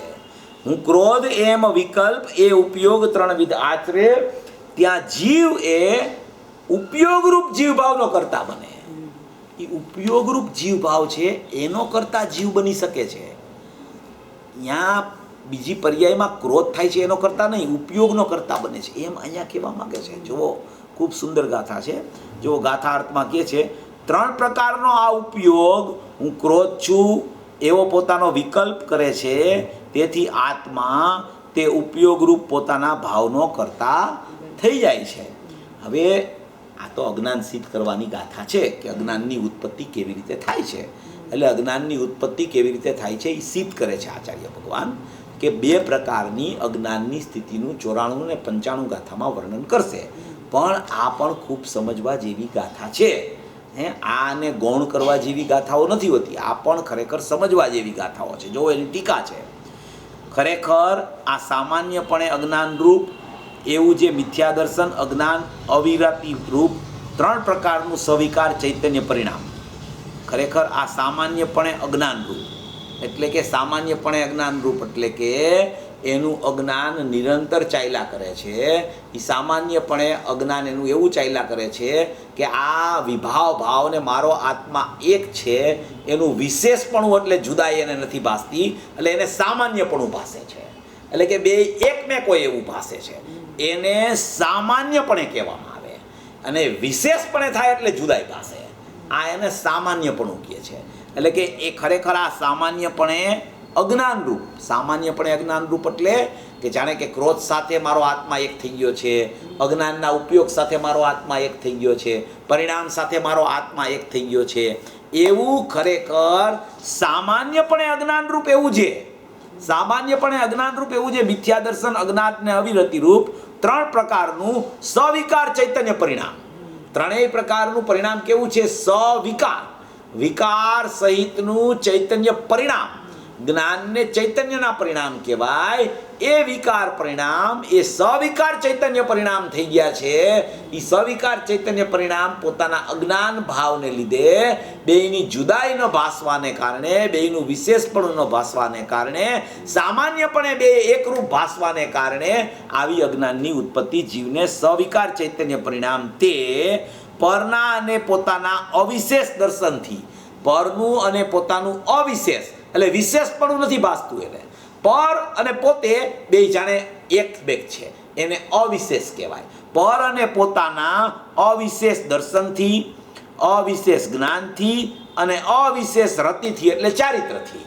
એટલે કે 2 જે પર અને પોતે જાણે એકમેક હોય એવું એને ભાસ થાય છે, એને ખરેખર એ સવિકાર ચૈતન્ય પરિણામ કહેવામાં આવે છે. જો આ બધું અજ્ઞાન સિદ્ધ કરવા માટેની ગાથાઓ આચાર્ય ભગવાન લખતા હોય છે. આવું અજ્ઞાન મિથ્યા દ્રષ્ટિ જીવને અનાદિથી ચાલ્યા કરે છે. એ અજ્ઞાન આવું કેમ ઉત્પન્ન થઈ ગયું એની સિદ્ધિ આમાં આચાર્ય ભગવાન કરે છે. એને આપણે સમજણમાં લઈ લેવું એ રીતે. એટલે કે છે કે સવિકાર ચૈતન્ય પરિણામ તે પરના અને પોતાના અવિશેષ દર્શનથી, અવિશેષ જ્ઞાનથી અને અવિશેષ રતિથી સમસ્ત ભેદને છુપાવીને, સમસ્ત ભેદને છુપાવીને એટલે કે એ 2 તો ભેદરૂપ છે, પર અને પોતે જુદા જુદા છે, પર અને પોતે જુદા જુદા છે, એ 2 વિશેષ છે, 2 જુદાઈ છે. વિશેષ એટલે 2નો તફાવત છે, 2ની જુદાઈ છે, પણ એને અવિશેષ ભાસે છે. એ અવિશેષ ભાસવાને કારણે એ સમસ્ત ભેદ જે 2ના છે એને છુપાવી દે છે. એને એ ભેદ હોવા છતાં એને ભેદ દ્રષ્ટિમાં નથી આવતો, એટલે એ બે અભેદ ભાસે છે.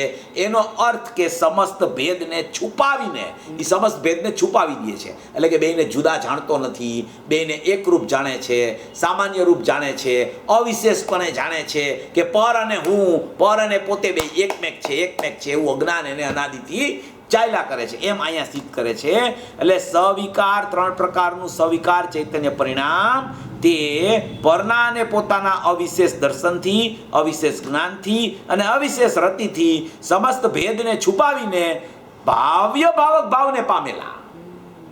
જો અહીંયા છે ને ભાવ્ય ભાવક ભાવની વાત છે.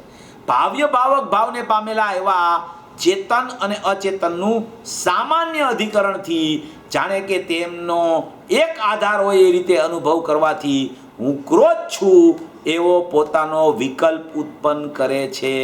તેથી હું ક્રોધ છું એવી ભ્રાંતિને લીધે જે સવિકાર વિકાર સહિત છે એવા ચૈતન્ય પરિણામે પરિણમતો થકો આ આત્મા તે સવિકાર ચૈતન્ય પરિણામ રૂપ પોતાના ભાવનો કરતા થાય છે. જો આખું એને એક લીટીમાં આ 4, 5, 6 લીટીમાં ક્યાંય ફૂલ સ્ટોપ કે કોમા નથી, આખું સળંગ લીધું છે. ખાલી એક કોમા આવ્યો, બાકી બધું સળંગ લીધું છે એને. એટલે અહીંયા કહેવા શું માગે છે કે પોતાના જે સવિકાર ચૈતન્ય પરિણામ અત્યારે અજ્ઞાન દશામાં અજ્ઞાનીને ચાલી રહ્યા છે, એવા જે સવિકાર પરિણામ છે એ પરનું અને પોતાની જુદાઈ ન જાણવાને કારણે, એ વિશેષપણું બેયનું જુદાઈ તફાવત છે એમ ન જાણવાને કારણે અવિશેષપણે દર્શનની પર્યાય છે અને અવિશેષપણે દર્શન ચાલુ છે આત્મા સાથે, અવિશેષપણે જ્ઞાન ચાલુ છે આત્મા સાથે, અવિશેષપણે ચારિત્રની પર્યાય પણ આત્મા સાથે અભેદ થઈને આવી રીતે એની માન્યતામાં ભ્રાંતિમાં અભેદ થઈને પરિણમી રહી છે. એટલે એ બે ભેદને એને છુપાવી દીધા છે બે ભેદ, પણ એ છુપાવી દીધા એટલે કે એને એવી ભેદ બે છે એવી દ્રષ્ટિમાં એને આવિર્ભૂત પણ નથી થતું. એ તિરોભૂત થઈ ગયું છે. એ બેનો ભેદ છે એ તિરોભૂત થઈ ગયો છે અને એને બે એક છે એવું આવિર્ભૂતપણું થયા કરે છે. એનો અર્થ કે એ બે ભેદને છુપાવીને એ બે ભેદ જાણે એકરૂપ થઈ ગયા હોય એવું ભાસે છે, જુદા હોવા છતાં એ ભેદને છુપાવીને ભાવ્ય ભાવક ભાવને પામેલા. ભાવ્ય ભાવક એટલે શું છે? ભાવ્ય ભાવક ભાવ છે શું ખરેખર? ભાવ્ય ભાવક ભાવના 2 પ્રકાર આવે છે. ભાવ્ય ભાવક ભાવ 2 પ્રકારે કહેવામાં આવે છે. ગુરુદેવની શૈલી તો એવી ને કે શાસ્ત્રમાં કાંઈ પણ શબ્દ આવે ને તો એના ઘણા અર્થથી એને સિદ્ધ કરે. ભાવ્ય ભાવક ભાવનો અર્થ એવો કરે કે એક તો ભાવક છે એ કર્મ છે, એ કર્મની સત્તા ભાવક કહેવામાં આવે છે. અને એ કર્મના લક્ષ્ય, કર્મના નિમિત્તે અહીંયા ભાવ્ય ઉત્પન્ન થાય છે. એ ભાવ્ય ભાવક સંબંધ કહેવામાં આવે. એને ભાવક ભાવ્ય કે ભાવ્ય ભાવક ભાવ એને કહેવામાં આવે. એ આ અજ્ઞાન દશાને સિદ્ધ કરવા માટે આ ભાવ્ય ભાવક ભાવની ચર્ચા છે. એ ભાવક એટલે દ્રવ્ય કર્મની સત્તા, અને અહીંયા ભાવ્ય એટલે પોતાનો રાગાદી ભાવ. એ રાગાદી ભાવ અને દ્રવ્ય કર્મની સત્તા એ બેને અભેદ ગણીને ભાવ્ય ભાવક ભાવ કહેવામાં આવે છે. એમાં પછી શ્રદ્ધાની પર્યાય લઈ લેવી, એમાં ચારિત્રની પર્યાય લઈ લેવી, એમાં જ્ઞાનની પર્યાય લઈ લેવી. સામે જ્યારે શ્રદ્ધાની પર્યાય લ્યો ત્યારે દર્શનનો ઉદય આવે, જ્યારે તમે જ્ઞાનની પર્યાય લ્યો તો જ્ઞાનાવરણી કર્મનો ઉદય આવે, ચારિત્રની પર્યાય લ્યો તો ચારિત્ર મોહનીનો ઉદય આવે. એમ ત્યાં કર્મની સત્તામાં આ પ્રકારનું ભાવકપણું છે અને એના લક્ષ્ય, એના નિમિત્તે અહીંયા ભાવ્યપણે પોતે દર્શન જ્ઞાન ચારિત્રના વિભાવ રૂપે પરિણમે છે. એ મિથ્યા દર્શન, મિથ્યા જ્ઞાન ને મિથ્યા ચારિત્ર એને સવિકાર 3 ચૈતન્ય પરિણામ કહેવામાં આવે છે. એને ભાવક કર્મ સત્તા, ભાવ્ય પોતાની વિભાવરૂપ સત્તા, એને ભાવ્ય ભાવક ભાવ કહેવામાં આવે. આ એક અજ્ઞાન દશાનો અર્થ છે. એક અર્થ થયો ભાવક ભાવનો. બીજો અર્થ એવો પણ થાય છે કે પોતાનો આત્માને જ્યારે એ કરતા માને, પોતાના આત્માને કરતા માને, તો એ કરતાપણું જ્યારે એ પોતાના આત્માનું માને ત્યારે એને ભાવક કહેવાય. અને એ કરતા માયનો એટલે અહીંયા ભાવ્ય રાગાદી ભાવ થયા, એને ભાવ્ય ભાવક ભાવ કહેવામાં આવે. એ રાગાદી ભાવને પણ ભાવ્ય ભાવક ભાવ કહેવામાં આવે. એક રાગ કે વિભાવ પરિણામ થયા પરના લક્ષે, અને એક વિભાવ પરિણામ થયા ભાવક ભાવ એટલે પોતાના આત્માને કરતા માયનો, એટલે અહીંયા રાગાદી મોહરાગ દ્વેષના પરિણામ થયા. આ 2 વાત. એક ત્રીજી વાત ગુરુદેવ કરે સમજવા જેવી. ભાવક એટલે અકર્તા સ્વભાવ, ભાવક એટલે અકર્તા સ્વભાવ, અને એનું ભાવ્ય સમ્યક દર્શન જ્ઞાન ચારિત્રાણી મોક્ષ માર્ગના પરિણામ, એ એનું ભાવ્ય. આવા 3 પ્રકાર ભાવ્ય ભાવક ભાવમાં પડે. 3 પ્રકાર ભાવ્ય ભાવકમાં પડે. આપણે એક પ્રકાર તો સાંભળ્યો હોય, 36મી ગાથામાં, સમયસારની 36મી ગાથામાં પણ આ ભાવ્ય ભાવક ભાવ કર્મ સાથે સંબંધ બાંધીને અહીંયા રાગાદી ભાવ થાય અને ભાવ્ય ભાવક ભાવ કહે. પછી આત્માને કરતા માનીને અહીંયા રાગના પરિણામ થાય એને પણ ભાવક ભાવ્ય ભાવ કહેવામાં આવે. પણ આ એવો ભાવક ભાવ્ય ભાવ છે, ગુરુદેવ કે જ્ઞાનીની દશા સિદ્ધ કરે ત્યારે ભાવક છે એ ત્રિકાળી દ્રવ્ય કરતા સ્વભાવ, અને એનું ભાવ્ય શું તો કે સમ્યક દર્શન જ્ઞાન ચારિત્રાણી મોક્ષ માર્ગના પરિણામને ભાવ્ય કહેવામાં આવે. એવો ભાવક ભાવ્ય ભાવ એ શક્તિના પ્રવચનોમાં ગુરુદેવ કહે કે ભાવક એટલે આત્મા અને ભાવ્ય એના શુદ્ધ પરિણામ, ભાવ્ય એના શક્તિની વ્યક્તિ, ભાવ્ય એના નિર્બળ પરિણામ, ભાવ્ય એના શુદ્ધ પરિણામ, એને પણ ભાવક ભાવ્ય ભાવ કહેવામાં આવે.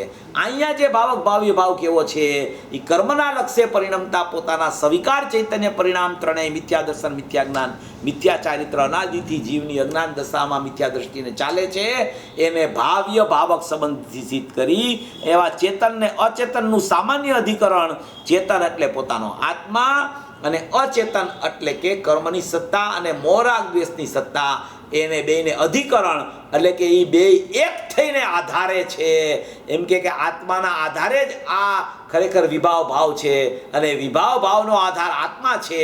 એમ સામાન્ય અધિકરણ, અધિકરણ એટલે આધાર, એ ખરેખર આવા મોરાગ દ્વેષ આદિ ભાવો પણ આત્માના આધારે રહેલા છે. એ બેનું એકપણું જે માને છે એને ખરેખર અજ્ઞાન દશા, આવી રીતે અજ્ઞાનથી કર્મની ઉત્પત્તિ થાય છે. એકપણું માને છે કે એ બે જુદા છે જ નહીં. ચેતન ને અચેતનનું સામાન્ય અધિકરણ, અવિશેષપણું, એને ભેદરૂપી જુદાઈ ભાસતી જ નથી. અવિશેષપણું, સામાન્ય અધિકરણ કયો, સામાન્ય રૂપ ભાવ કયો, જે કયો એ બેયની એકમેકતા છે, એને અહીંયા અજ્ઞાન દશા રૂપ પરિણમન એનું ચાલ્યા કરે છે એમ કહેવામાં આવે. એટલે કે ભાવક ભાવને, ભાવ્ય ભાવક ભાવને પામેલા એવા ચેતન અચેતનનું સામાન્ય અધિકરણથી જાણે કે તેમનો એક આધાર હોય એ રીતે અનુભવન કરવાથી હું ક્રોધ છું એવો પોતાનો વિકલ્પ ઉત્પન્ન કરે છે. તેથી હું ક્રોધ છું એવી ભ્રાંતિને લીધે જો હું ક્રોધ છું એવો વિકલ્પ ઉત્પન્ન કરે છે. જો એક વસ્તુ એવી છે, વિકલ્પના પ્રકાર 2 છે. 2 પ્રકારના વિકલ્પ અજ્ઞાન દશામાં અજ્ઞાનીને ચાલે છે. એક ક્રોધનો ભાવ ચાલ્યો, એ પણ એક વિકલ્પ કહેવામાં આવે છે, અને એ વિકલ્પને એકાંતે લક્ષ કરીને જાણનારું જ્ઞાન છે એને પણ જ્ઞાનાત્મક વિકલ્પ કહેવામાં આવે છે. એટલે ક્રોધરૂપી ભાવ છે એ ચારિત્રની પર્યાયનો દોષ છે, એ ચારિત્રનો વિકલ્પ છે. ક્રોધમાન માયા લોભ એ બધા ચારિત્રના દોષમાં જાય છે, અને એ ક્રોધ સંબંધી એકાંતે જ્ઞાન જો એની સન્મુખ થઈને એ ક્રોધને જાણવા માટે, રાગને જાણવા માટે, દ્વેષને જાણવા માટે ખરેખર જો એ જ્ઞાન ત્યાં જઈને પરિણમતું હોય તો એવું અહીંયા ઉપયોગમાં વિકલ્પ ઉત્પન્ન થયો, એને પણ વિકલ્પ કહેવામાં આવે છે.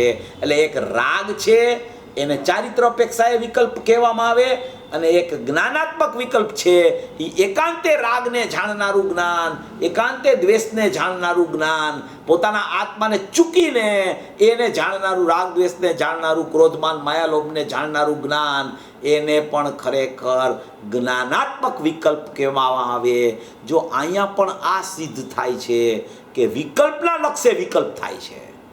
રાગાદી ભાવનો વિકલ્પ આવ્યો, એવા વિકલ્પના લક્ષ્ય અહીંયા જ્ઞાનાત્મક વિકલ્પ થયો. જેમ દ્રવ્યકર્મની સત્તામાં રાગ દ્વેષ છે, એ રાગ દ્વેષના લક્ષ્ય અહીંયા પર્યાયમાં રાગ દ્વેષ થાય છે, એમ અહીંયા વિકલ્પના લક્ષ્ય અહીંયા જ્ઞાનમાં વિકલ્પ ઉત્પન્ન થાય છે. કોઈ પણ નિમિત્તની સત્તા વગર નૈમિતિક સત્તાની ઉત્પત્તિ ન થઈ શકે. એટલે વિકલ્પ સાથે અભેદ છે, રાગની સાથે અહીંયા રાગ થયો એ અભેદ છે, અને જ્ઞાન સ્વભાવી આત્મા જુદો ને જુદો રહી જાય છે. એમ અહીંયા કહેવા માંગે છે. અગત્યની ગાથા છે, બહુ સુંદર ગાથા. અજ્ઞાન કઈ રીતે ઉત્પન્ન થયું એ ખબર પડી જાય તો અજ્ઞાન ઉત્પન્ન થતું પછી આ બધી આચાર્ય ભગવાન જે લખી ગયા છે ને, ગુરુદેવ એનું બહુ સ્પષ્ટીકરણ કરીને આપણને સમજાવવાનો પ્રયત્ન કરતા હોય છે. 45 વર્ષ સુધી એક ગાથાનો એક ભાવ ખોયલો, કાંઈ બાકી ન રાખ્યું એણે. એક શબ્દનો અર્થ નથી કર્યો, ટીકાનો આચાર્ય ભગવાનનો એવો બનાવ નથી બન્યો ક્યારેય. એટલું બધું સ્પષ્ટીકરણ પૂજ્ય ગુરુદેવશ્રીએ કર્યું, અને એ સ્પષ્ટીકરણ આપણા માટે કર્યું. પંચમકાળના છેડા સુધી આ વાણી ચાલશે, અને જેટલા જીવો પંચમકાળમાં આવશે એ દરેક જીવોને આ વાણી પૂજ્ય ગુરુદેવશ્રીની નિમિત્ત થવાની છે. આચાર્ય ભગવાનના શાસ્ત્રો અને પૂજ્ય ગુરુદેવશ્રીનું સ્પષ્ટીકરણ નિમિત્ત થશે. એવી કોઈ આ સુંદર ચર્ચા છે. એમ ન માની લેવું કે હવે અજ્ઞાન કેવી રીતે ઉત્પન્ન થયું એ જાણવાની શું જરૂર છે. અજ્ઞાન તો છે જ નહીં મારામાં, હું તો જ્ઞાનમય ચૈતન્ય પરમાત્મા છું. તો કે નિર્ણય તો તારે એ જ કરવાનો છે, નક્કી તો તારે એ જ કરવાનું છે, અનુભવ તો તારે એમ જ કરવાનો છે. પણ જ્યારે તને આવો ખ્યાલ આવશે કે આવો હું નક્કી કરું, નિર્ણય કરું ને અનુભવ કરું છું, છતાં આવો નક્કી નિર્ણય ને અનુભવ કેમ થતો નથી, તો કે આ તારા અજ્ઞાન દશામાં આવા પરિણામ ચાલે છે. અને અજ્ઞાન દશામાં આવા પરિણામ ચાલે છે એ કેવી રીતે ઉત્પન્ન થાય છે એની વ્યાખ્યા આચાર્ય ભગવાન કરે છે. અને ગુરુદેવ આ પ્રવચનમાં એનું આવું સ્પષ્ટીકરણ કરે છે. એ તારી સમજણમાં આવી ગયું તો ખરેખર અજ્ઞાન કઈ રીતે ઉત્પન્ન થયું એ ખબર પડી ગઈ, તો અજ્ઞાન ઉત્પન્ન નહીં થાય. પછી એની રીત જ ફરી જશે જ્ઞાન ઉત્પન્ન થવાની. એની રીતમાં આખો જ્ઞાનમય ભાવ આવી જશે. એનો રીતમાં આખો હું પરમાત્મા છું એ નક્કી થઈ જશે, નિર્ણય થઈ જશે અને અનુભવ થઈ જશે. એટલા માટે આ અજ્ઞાનને સિદ્ધ કરી અને જ્ઞાન દશામાં લઈ જવા માટે અજ્ઞાન બતાવ્યા કરે છે. અજ્ઞાન, જીવને અજ્ઞાન થાય અને જીવનું અજ્ઞાન ચાલુ રહે એટલા માટે આચાર્ય ભગવાન ગાથા નથી લખતા. આ અજ્ઞાનનું જ્ઞાન કરાવીને જ્ઞાનમય આત્મામાં લઈ જવા માટે અજ્ઞાનનું જ્ઞાન કરાવે છે. અજ્ઞાન રૂપ તું પરિણયમાં છો એ સિદ્ધ કરવા માટે જ્ઞાન નથી કરાવતા. ઘણાને એમ થાય કે આ અજ્ઞાન રૂપ જીવ પરિણમે છે ને એટલે આચાર્ય ભગવાન આવું કહે છે. એટલા માટે આચાર્ય ભગવાન કહેતા જ નથી હો કે તું અજ્ઞાની છો ને તું આવી રીતે પરિણમી રહ્યો છો ને, એમ નથી કહેતા આચાર્ય ભગવાન.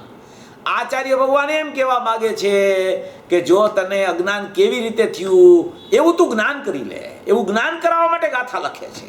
એવું જ્ઞાન કરીશ તો જ્ઞાનમય આત્મા તારા ખ્યાલમાં આવી જશે. એટલા માટે આ વાત કરે છે. એવી સુંદર ગાથા છે. જુઓ, 3 પ્રકારનું સવિકાર ચૈતન્ય પરિણામ તે પરના અને પોતાના અવિશેષ દર્શનથી, અવિશેષ જ્ઞાનથી અને અવિશેષ રતિથી સમસ્ત ભેદને છુપાવીને, બે પર ને પોતાના ભેદ છે એને છુપાવીને ખરેખર અભેદ માન્યતા કરે છે. એટલે કે એને આખો આત્મા જ તીરોભૂત થઈ ગયો છે. એને બધું એક જ ભાષે છે. સમસ્ત ભેદને છુપાવીને ભાવ્ય ભાવક ભાવને પામેલા એવા ચેતન અને અચેતનનું, એટલે કે ચેતન એટલે ત્રિકાળી દ્રવ્ય અને અચેતન એટલે કે કર્મની સત્તા અને પોતાના વિભાવ રૂપ પરિણામ, એ બધું અચેતન છે. એનું સામાન્ય અધિકરણથી એટલે કે ચેતન ને અચેતનનું એકમેકપણું, સામાન્યપણું એને ભાસે છે. જાણે કે તેમનો એક જ આધાર હોય, જાણે કે આત્મા જ એના આધારે હોય એવો અનુભવ કરવાથી, બે એકમેક થઈ ગયા હોય એવો અનુભવ કરવાથી હું ક્રોધ છું એવો પોતાનો વિકલ્પ ઉત્પન્ન કરે છે.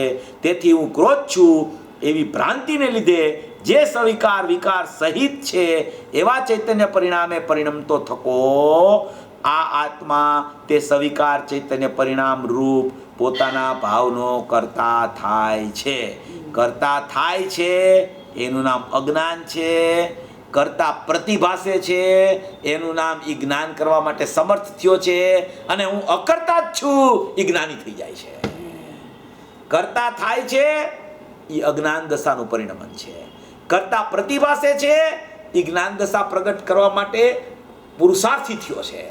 અને અકર્તા હતો જ એવો અકર્તા પ્રતિભાઈશો એ જ્ઞાની થઈ જાય છે. એમ અહીંયા આ ગાથામાં અજ્ઞાનપણું સિદ્ધ કરીને જ્ઞાની થવા માટે આ ગાથામાં અજ્ઞાનપણું કેવી રીતે થાય છે એ સિદ્ધ કરે છે.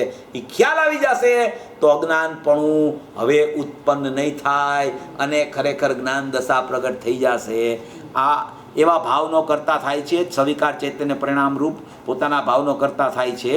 એવી જ રીતે ક્રોધ પદ પલટાવીને માન માયા લોભ મોહ રાગ દ્વેષ કર્મ નો કર્મ મન વચન કાય શ્રોત ચક્ષુ ઘ્રાણ રસન અને સ્પર્શનના 16 સૂત્રો વ્યાખ્યાન દ્વારા વ્યાખ્યાન રૂપ કરવા અને આ ઉપદેશથી બીજા પણ વિચારવા.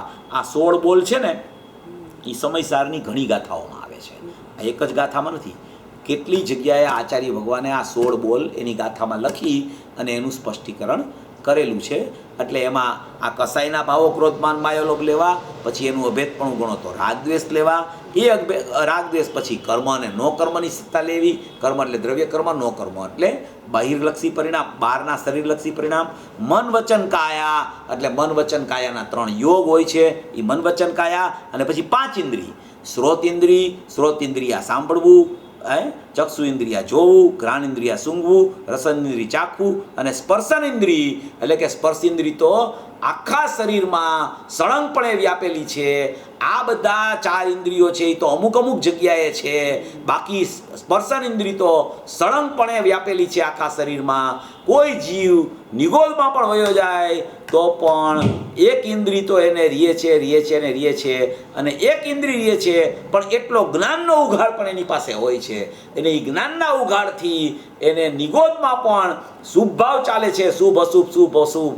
એને સમયે શુભ અશુભ ભાવ ચાલે છે. નિગોદની દશામાં શુભ અશુભ ભાવ ચાલે છે. એટલે તો અહીંયાથી બહાર નીકળી શકે છે, શુભ ભાવ ચાલે છે એટલે અહીંયાથી બહાર નીકળીને અહીં સુધી આવી ગયો, મનુષ્ય થઈ ગયો. અને એને આ 5 ઇન્દ્રિયને મન મળી ગયું, અને સાંભળવાની શ્રોત ઇન્દ્રિય મળી કે જેનાથી એને દિવ્ય ધ્વનિ સંભળાય, જ્ઞાનીઓની વાણી સંભળાય. આનો ઉપયોગ એટલા માટે છે. અને એનો ઉપયોગ જો એ કર્ણેન્દ્રિયનો બીજું સાંભળવા માટે કરે તો આ કર્ણેન્દ્રિય 5 ઇન્દ્રિયને મન મળ્યું એ ન મળ્યા બરાબર થઈ જાય છે. આ બધું દિવ્ય ધ્વનિ સાંભળવા માટે અને વાણીમાં ખરેખર જીનવાણીની ચર્ચા કરવા માટે, ચક્ષુથી જીનવાણીને જોવા માટે, આ ખરેખર તીર્થંકરના વંદન કરવા માટે, એના માટે આ બધી ઇન્દ્રિયો મળી છે. ખરેખર આ ઇન્દ્રિયો સંસારમાં પરિભ્રમણ કરવા માટે નથી મળી, પણ જીવ સંસારના પરિભ્રમણમાંથી પાર થઈ શકતો જ નથી, થવાનો પ્રયત્ન નથી કરતો. પ્રયત્ન કરે તો પુરુષાર્થી બનીને જ્ઞાન ભાવમાં અંદર આરૂપ થાય જ છે. એવી કોઈ અહીંયા આ બહુ સુંદર ચર્ચા 94 ગાથાની અહીંયા પૂરી થાય છે. એટલે આ 16 બોલ છે એ બધાએ પોતાની રીતે વિચારી લેવા. એમાં ક્રોધમાન માયાલોભ તો ખબર હોય, ક્રોધમાન એ દ્વેષ, માયાલોભી રાગ, પછી મોહ રાગ દ્વેષ 3 લીધા છે. મિથ્યાત્વ અને રાગ દ્વેષના પરિણામ, કર્મ નો કર્મ, દ્રવ્ય કર્મ અને શરીર પરિણામને પ્રાપ્ત નો કર્મની સત્તા, મન વચન કાયા 3 પ્રકારના યોગ, અને પછી 5 ઇન્દ્રિય. આવા 16 સૂત્રો વ્યાખ્યાન રૂપ કરવા અને આ ઉપદેશથી બીજા પણ વિચારવા. હવે એનો ભાવાર્થ વાંચી લઉં છું જરા, એમાં બીજું ખાસ કાંઈ છે નહીં. અજ્ઞાન રૂપ એટલે કે મિથ્યા દર્શન, અજ્ઞાન, અવિરત રૂપ 3 પ્રકારનું જે સવિકાર ચૈતન્ય પરિણામ, તે પોતાનો અને પરનો ભેદ નહીં જાણીને હું ક્રોધ છું, હું માન છું ઇત્યાદિ માને છે. તેથી અજ્ઞાની જીવ તે અજ્ઞાન રૂપ સવિકાર ચૈતન્ય પરિણામનો કરતા થાય છે, અને તે અજ્ઞાન રૂપ ભાવ તેનું કર્મ થાય છે. આખી અજ્ઞાનીની અજ્ઞાન દશા, અજ્ઞાન કેવી રીતે ઉત્પન્ન થાય છે એ આમાં 94 ગાથામાં સિદ્ધ કરે છે. અહીંયા સવિકાર ચૈતન્ય પરિણામ કીધા એટલે અહીંયા ભાવક ભાવનું સ્થિતિ આવી છે. હવે 95મી ગાથામાં સોપાધિક ચૈતન્ય પરિણામ કહેશે. ત્યાં ખરેખર જ્ઞેય જ્ઞાયકની ચર્ચા આવશે. અહીંયા ભાવ્ય ભાવકની ચર્ચા, ત્યાં જ્ઞેય જ્ઞાયકની ચર્ચા આવશે. અહીંયા સવિકાર પરિણામ, વિકાર એટલે રાગાદી ભાવ, અને ત્યાં સોપાધિક પરિણામ એટલે કે ઉપાધિ રૂપ જ્ઞેયોની ઉપાધિ, પરજ્ઞેયોની ઉપાધિ રૂપ અહીંયા ભાવો ચાલે છે, એટલે એને સોપાધિક ભાવ કીધા. અને અહીંયા સવિકાર એટલે રાગાદી ભાવ ચાલે છે, એને સવિકાર ચૈતન્ય પરિણામ કીધા. એવી કોઈ આ 94 ગાથા અજ્ઞાન દશા સિદ્ધ કરે છે. પણ અજ્ઞાન આવી રીતે થાય છે એમ ખબર પડે તો જીવને ખરેખર અજ્ઞાનમાંથી છૂટી અને જ્ઞાન ભાવ પ્રગટ થઈ જાય છે. આવો સર્વભવી જીવોને જ્ઞાન ભાવ પૂજ્ય ગુરુદેવ શ્રીના નિમિત્તે પ્રગટ થાય એવી મંગલ ભાવના.